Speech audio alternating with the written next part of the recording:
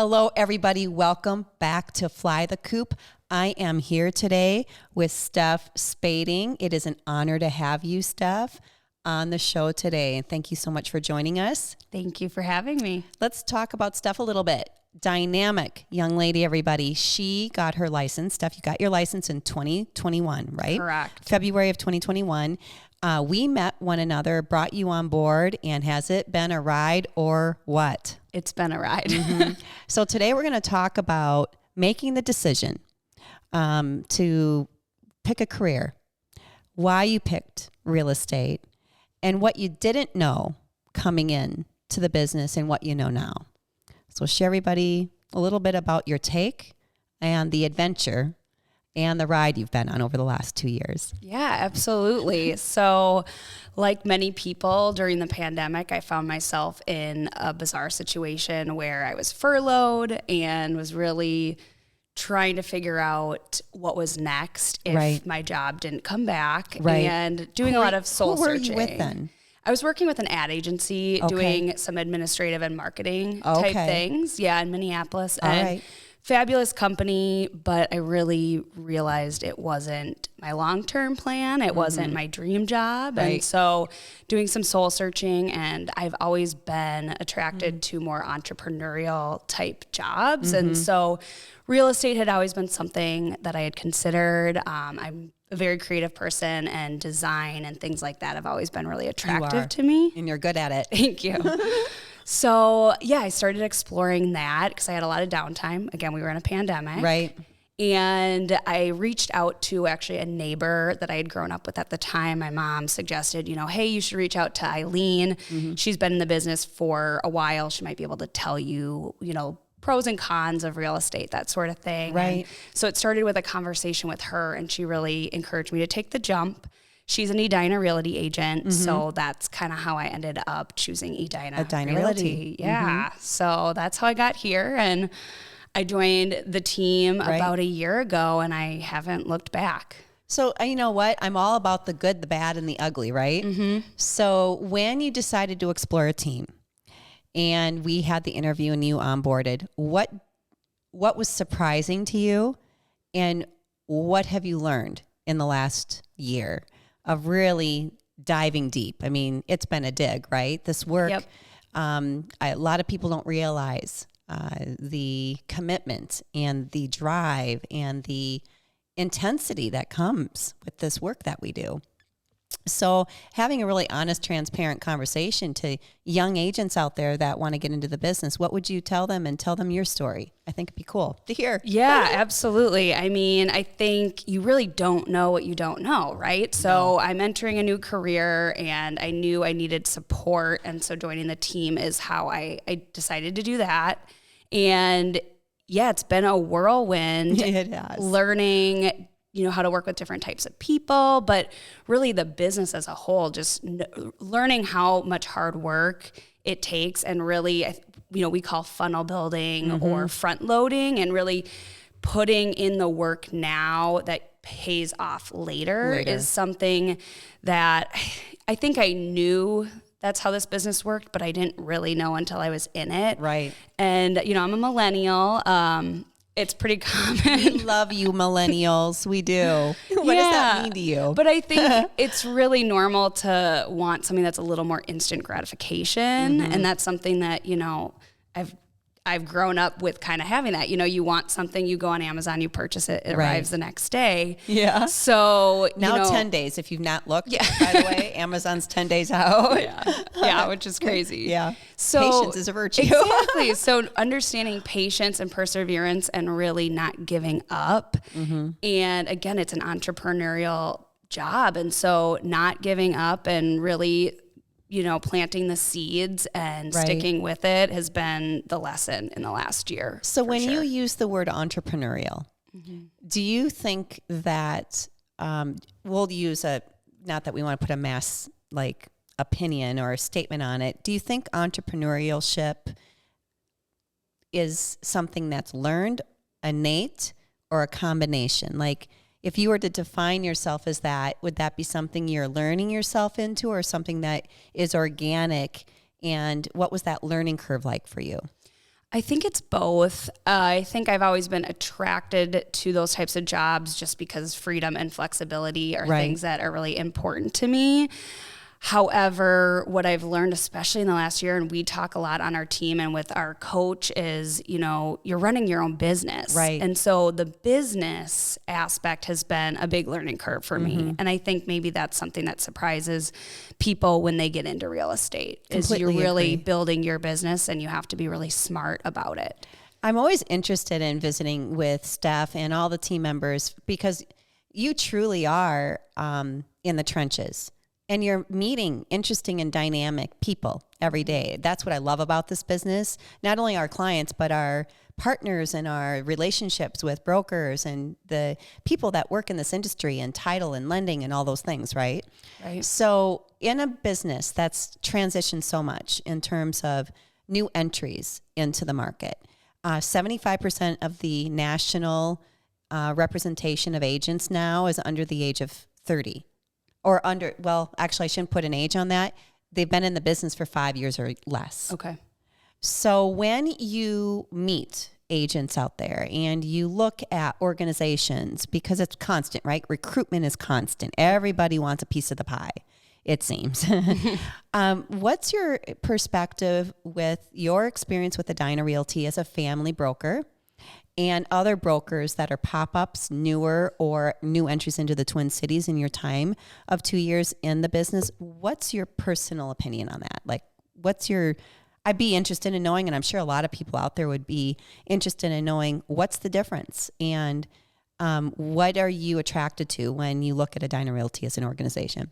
Yeah, Edina Realty really does have the tools and the resources and the people to support you. Mm-hmm. So whether you're an independent agent or on a team, there's a ton of value there. I think their reputation is also so high, and that's part of what drew me to them in the first place. And I've now been a part of 2 different Edina Realty offices, and both brokers at both offices have just been phenomenal supports. And, we have training. So when you join Edina Realty, you have all of this training that's there to help get you on your feet, as well as our networking. Yeah. That's probably the biggest thing. And I know we talk about this a lot, is just having such a big market share and owning just a ton of the real estate in Minnesota. We have so many people to network within Edina Realty and through things like our Network One system. So we've been able to pair so many families and clients with homes that aren't even on the market, which means they're not public. So I love the power of networking. I know you do. I love it.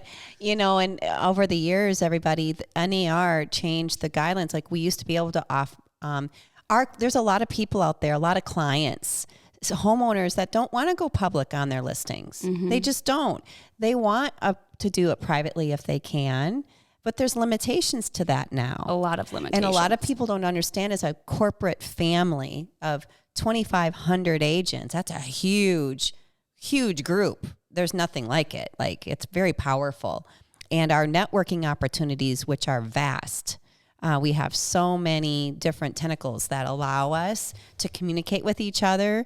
That power of networking is so valuable to our clients. It's such a beautiful service to offer them. We're so lucky to have that. Yeah, especially when we are facing such inventory challenges, record low inventory. And, even when it rises, we're just in a place where there's not enough inventory. So having access to that is huge. That's a great segue, Steph, to talk about. 2022, from the outside observation, people say, oh my gosh, it was such a crazy, wild, amazing year. And everybody was just, making money hand over foot. But they weren't really talking about the complexity of the market. And in fact, everybody worked really hard in 2022. And we didn't put as many transactions on the board as we had predicted we would because of the inventory shortage. Personally, you tell me what you think. I'm really looking forward to 2023. Because we have a whole group of people that never got into their home this year because they were priced out of it in multiples or just completely exhausted from the experience of multiples and just said, I'm going to push the pause button right now. What's your take on that? Correct. I'm stoked for 2023. I think in the last few months alone, I've had a lot of fun working with my buyers who maybe were burnt out from the multiple offers, or some just said, I don't even want to bother. I don't even want to jump into that. And now we're finding them the home. They're able to get in the home multiple times before writing an offer. Right. And some individuals are able to negotiate the price, the terms that they want, seller paid closing costs possibly. Right. So there's just a ton of opportunity. But on the flip side, still a great time for sellers as well. I agree 100%. We have a much more stable market. It's still a seller's market if the properties are priced correctly and well done. Like the sellers are doing beautiful, they're getting a beautiful outcome on their net when they're looking at their listings right now. They really are. In terms of the buyer position, what we're experiencing right now is truly a normal market for the buyer. And to be able to leverage, especially when you have 50% of our population who are first-time home buyers or in that first leg of life of home ownership, to be able, even with the differential on rates, so let's talk about that a little bit, because our lending group has put out some amazing programs to help offset rate locks and buy downs. We can talk about that a little bit next. And just the affordability component of saving yourself $50,000 to $75,000 because you're not in those multiple offers, and that's where those price points were going. Correct. So they're able to enter into something that's much more feasible. And even though the rate differential is real, the entry point has come down. So it's all kind of stabilized. Yeah. So what's your take on that when you're out working with the clients? Yeah, well, a lot of our conversations are putting things into perspective, right? So the interest rates that we're seeing right now are pretty normal. Yeah. And what we were seeing before just wasn't sustainable. It wasn't normal. We work with all sorts of peoples, but, back to the millennial piece, I've helped a lot of millennial first-time home buyer type clients, and all they've known are these crazy record low interest rates. So having that conversation with them and putting things into perspective has really been able to ease their mind. And then to your point, talking with a trusted lender about your other options, like buying down points or, getting creative with the financing. Right. And there are so many creative, we're actually having a meeting on Monday about this. There are so many creative ways right now to make those numbers a little bit more palatable to you as the buyer. And you just need to call us so we can talk through that process with you. You're doing some exception, which I'm so psyched about. You're doing some really cool luxury work right now. I am, yeah. Share with the audience your perspective on luxury, what's happening with pricing, and how the clients are perceiving or looking at the inventory availability right now. What's your take on that? Well, back to the inventory conversation, luxury is low on inventory as well. But we are seeing things sit on the market a little bit longer as our average days on market has, increased. So that's been giving opportunity to really show clients some luxury product, right, and giving them time to think about it and get in these spaces. But yeah, it's been a whirlwind, just kind of navigating that with my clients. And it's just a really exciting time. Gosh, I love looking at those homes. I mean, it really is fun doing the comparison of quality.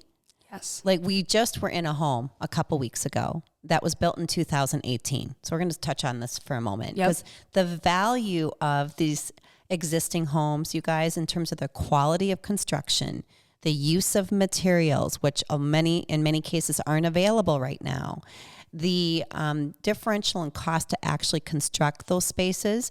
If you were to do a comparison side by side and you were to try to recreate a $1.5 million build that was finished in 2018, hardcore it'd be $250,000 differential. Absolutely. And we're coaching our clients around the value there and the quality component of the two. It's fascinating to watch only because of the shift in the market.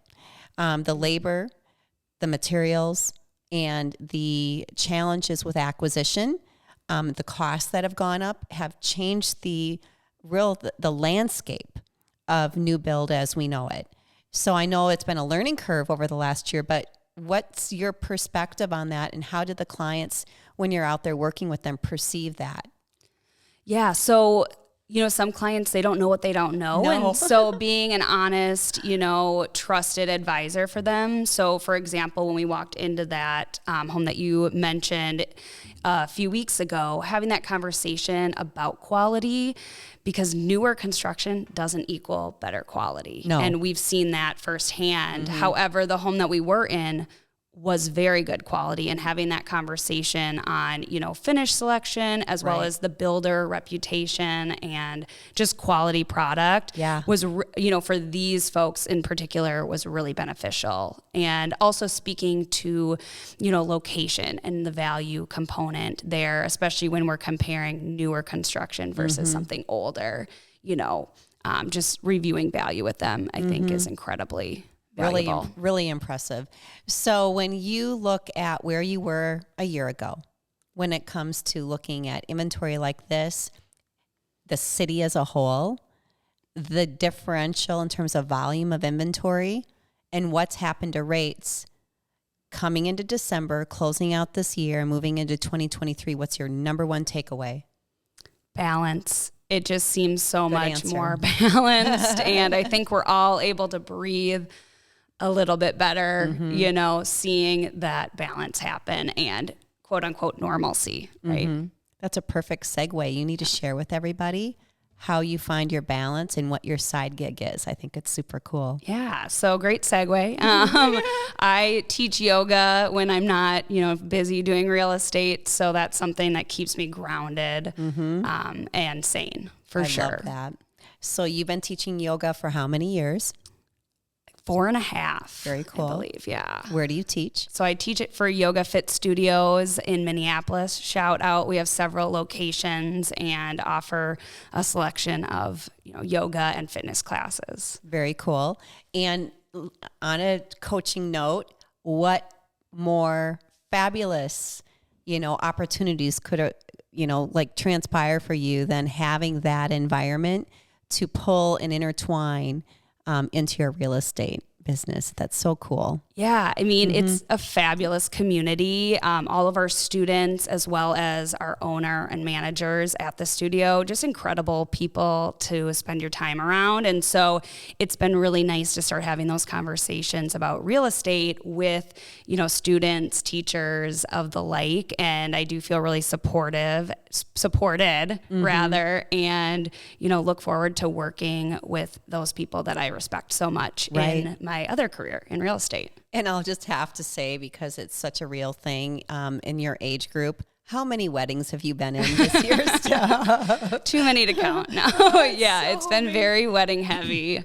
Absolutely. Yeah, so you've been busy with weddings this year. I have. So those have been good segues to networking opportunities. Well, and just real balance. Like it also that. brings balance because you're coming back. Yeah. Like you just came off of a wedding, and one of your friends you haven't seen in 10 years.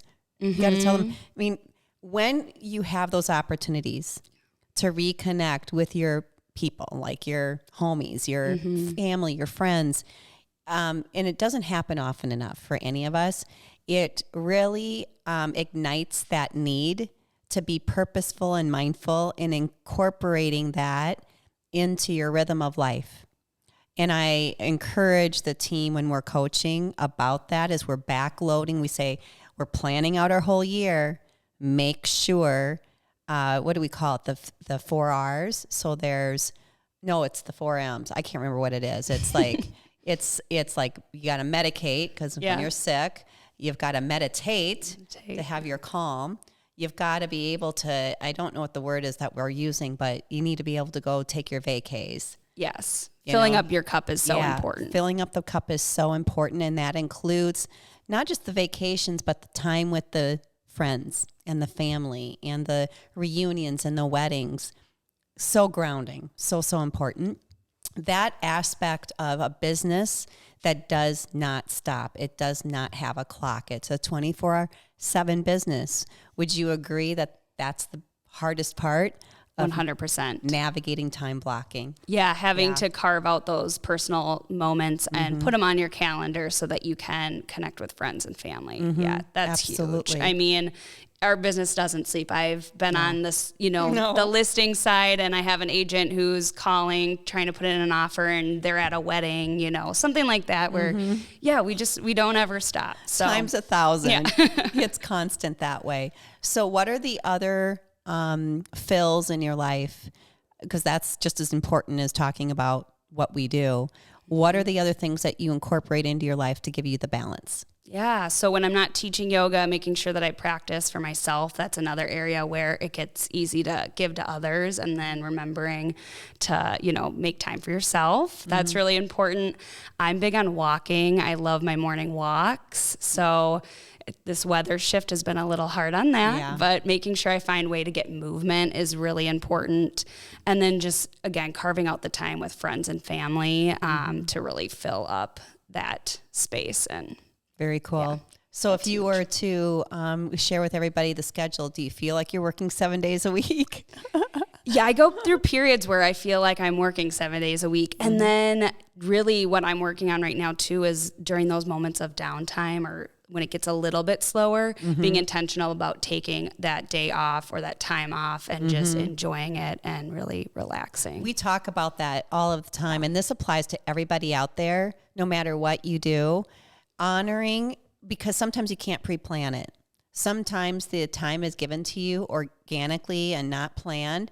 And then you just have to be super mindful and honor and say like this, I'm going to take this time and be in it and experience it and feel it and shut her down. Yes. Because gosh, we're getting hit up from so many directions anymore, regardless of the work that you're doing. Right. There is so much glitter, distraction. The social media component of our life is real. I have a love-hate relationship with it personally. I think that it's a fragmented world in comparison to even just 5 years ago. The interrupt is real. So being able to shut that down and being mindful and purposeful about you and your calm and your downtime is so critical to balance.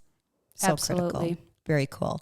So Steph, before we finish today, is there anything else you want to share with the audience that's an aha moment of 2022?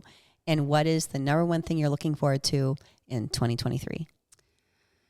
There's so many aha moments this year. I don't know where to start, but I would probably close out just saying I'm really stoked about 2023. If anybody's been considering buying or selling and, maybe they're getting caught up in what the media is saying, whether it's, crazy things like the market's crashing or headlines like that, I would say take a moment to reach out to us or your trusted realtor and just really talk about the facts and talk about what's really happening because 2023 might really be your year.